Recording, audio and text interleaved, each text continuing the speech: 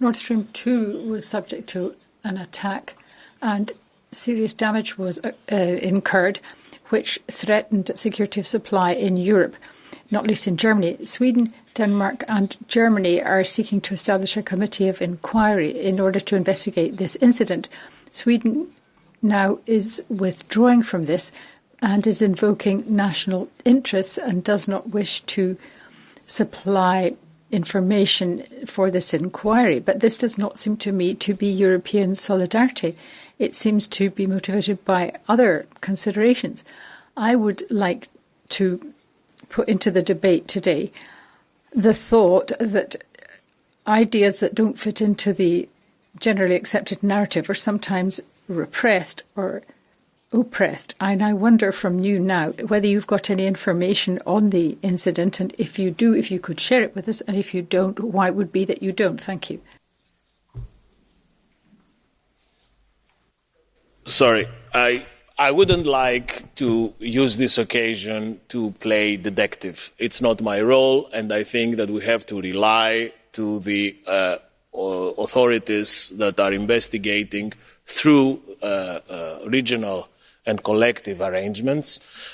When CR Directive is in place, all this would happen automatically. We would be notified, would have involvement, we will know what happened. But now we are in this area that our Council recommendation aims to complete, to fulfil, by introducing the obligation to work together to investigate similar incidents. And we had a first meeting of stress tests in our energy sector with member states experts, security experts, and there was unanimous support of our security experts to continue working together to investigate the real causes of these incidents. An additional difficulty that we are having in the specific incident, which we try to remedy also with a recommendation, is that this incident took place not in the territorial waters, of Denmark. It was extraterritorially. So this adds an additional layer of complication. That's why in our recommendation today, we keep open the issue of territoriality or extraterritoriality, if you like, that would allow us to investigate similar cases together, including in situations that fall outside the territoriality clause. Herr Kollege Zimniok, do you have an additional question? Nicht mit Ihrer Antwort zufrieden, denn das. Thank you. Your answer doesn't actually reflect the reality of the situation I alluded to at the beginning of my question. It actually refers to other things. I would say that it is important for you to ascertain that our critical infrastructure is protected, and you need to name those who have been found to be less than equal to protecting our infrastructure. If you have identified potential suspects, kindly share this information with us and kindly give us the information that we need to have, because this is not a satisfactory situation 3 weeks later. I'd like to reiterate my question. Is this really all the information, the totality of the information that you have in your possession?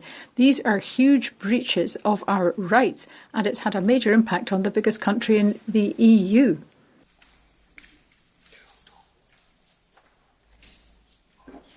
I'm not sure if whether the honourable member was here with us from the beginning when I had the chance to explain the new regulatory architecture we are building in Europe to defend ourselves against any threat to our critical entities' resilience. I explained very in detail, I would say, what is for the European Union to do and what is for the member states to do. And the question that he asks me requires me to position myself outside of my institutional role as the member of the Commission in charge of the Security Union. I am not in charge of the investigation. I'm in charge of establishing, together with the co-legislators, a European architecture for security within which we can find out the truth. This is the crucial difference that apparently you are missing. Thank you. Der Der Herr Kollege Zimniok war zu dem Thank you. I think, indeed, Mr. Zimniok was not in the chamber at the time you made your introductory remarks. I can confirm that. On which note, I shall go on to the next speaker, who is Mr. López Aguilar.